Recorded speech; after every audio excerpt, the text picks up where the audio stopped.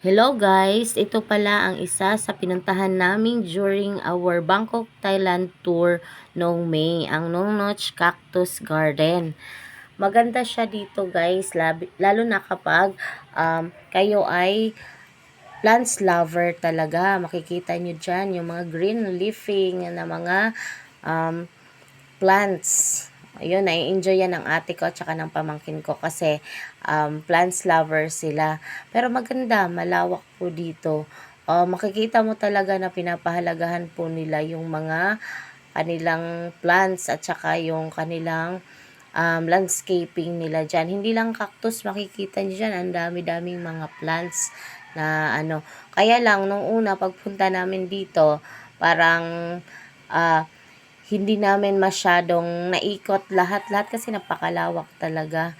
Kaya, ang nangyari, yung iilan na lang sa spots na kailangan namin kuhanan ng mga pictures. Kasi, hihinto naman yung sasakyan mo na bus minibus nila.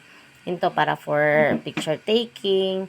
Pero, hindi pala kung anong sasakyan mo ng bus, pwede palang sasakay ka sa susunod. Hindi lang sa yung talagang yung first mo sa sinasakyan, yun talaga ang sasakyan mo. Ayan, pero maganda yung Bangkok, parang pinapahalagahan talaga nila yung mga plants. Kasi nung pagpunta namin dyan, along the way, may makikita ka mamamahaling mga plants na nasa gilid lang ng kalsada nila. Mga bonsai, mga ganun. Ayun. And dami ding mga turista. Ayan.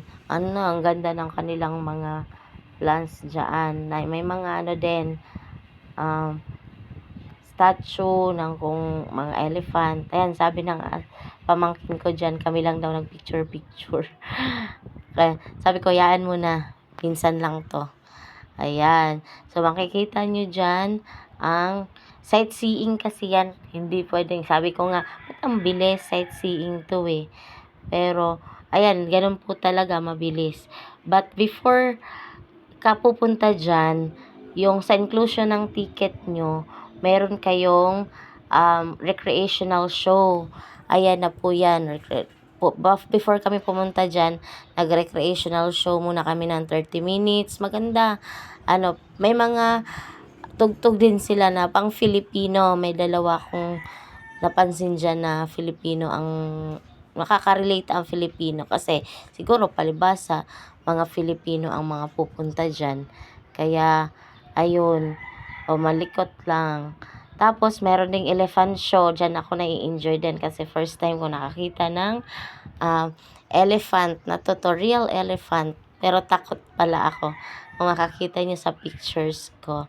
Ayan, takot ako kasi gusto dyan may pasample na kung sinong gustong magpamassage.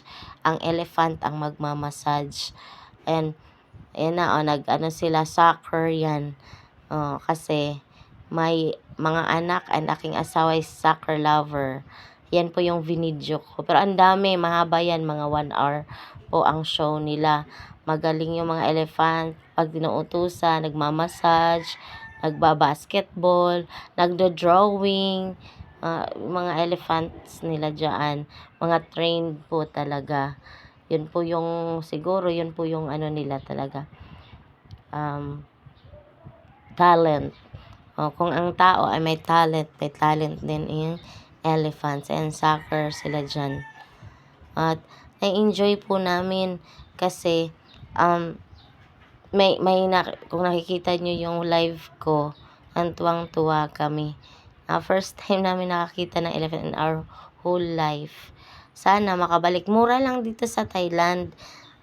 Kung ang ticket nyo ay included ang pagkain, meron silang pa-buffet dyan. Meron din mga temples na malilit, mga miniature lang mga temples nila dyan. Pero hindi kami nakapunta gawa ng, parang nagmamadali kami gawa ng hapon na yun. Pupunta pa kami ng floating market sa Pattaya din. Kaya, minamadalian na lang namin ang aming tour dyan. Hapon na po kasi. So, that's all guys. Thank you.